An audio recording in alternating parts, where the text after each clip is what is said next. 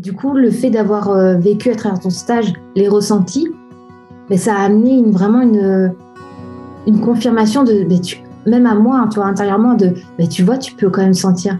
Tu vois, tu es capable. Et du coup, ça m'a amené une certaine confiance en moi.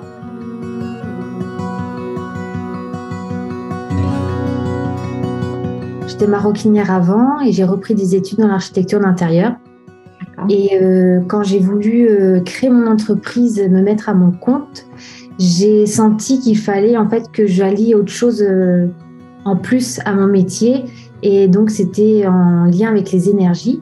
Et je voyais qu'avec les énergies, même si j'arrivais à créer à travers les énergies des gens, les énergies des personnes, je manquais d'outils, on va dire. Et c'est comme ça, en fait, que j'ai fait des recherches et que je suis tombée sur ton site.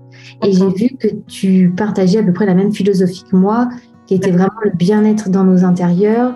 Il y avait la psychologie de la personne qui rentrait en compte, avec la géobiologie, que j'avais très envie de découvrir aussi. Et par la même occasion aussi le Feng Shui.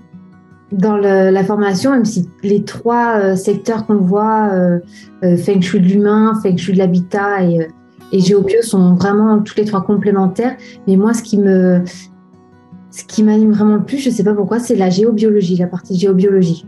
Donc moi en fait je suis en fauteuil roulant, je suis paraplégique et c'est vrai que quand j'ai fait ma reconversion professionnelle et que j'ai dit à certaines organisations telles que Pôle emploi pour monter tout ça, j'allais être architecte d'intérieur, tout de suite on m'a dit mais c'est pas possible quoi. Et bon, vu que j'ai un petit caractère quand même, je lui ai dit si ça va être possible, donc j'ai continué. Et donc j'ai lié à ça, donc comme vous savez, les énergies. Et c'est vraiment, il y a pas de frontière en fait entre les énergies et le handicap. C'est handicapé ou pas handicapé, si on est sensible en fait à ça, on ressent très bien. Et du coup, c'est vraiment quelque chose qui s'est encore plus confirmé lors du stage géobiologie qu'on a fait ensemble. Vraiment, tu nous montres comment ressentir et ce que sont les différentes énergies liées au cours d'eau, aux failles, tout ça, comment elles se font ressentir dans notre corps. Et j'ai vraiment pu constater par moi-même que oui, en effet, j'ai bien ressenti dans mes jambes, même si je ne marche plus, les sensations.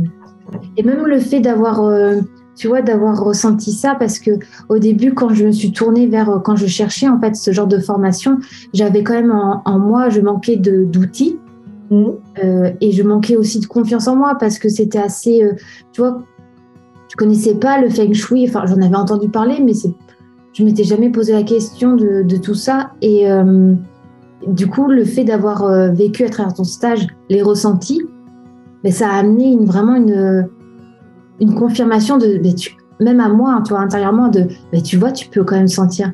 Tu vois, tu es capable. Et du coup, ça m'a amené une certaine confiance en moi qui me manquait quand même, que j'avais des réticences au départ avant de lancer la formation, quoi. Tu vois, c'est complémentaire avec le Feng Shui de l'habitat. Si on veut soigner notre partie, notre zone santé, ou même, tu vois, si on manque de confiance en nous ou quoi, à travers même le Feng Shui de l'humain, c'est vraiment, on peut vraiment venir travailler notre l'image qu'on a de nous à travers le handicap et tout ce que ça comporte, quoi.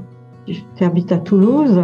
Oui, à Toulouse. Et moi, du coup, je fais tous mes projets, en fait, c'est tout à distance. D'accord, oui, pas de problème.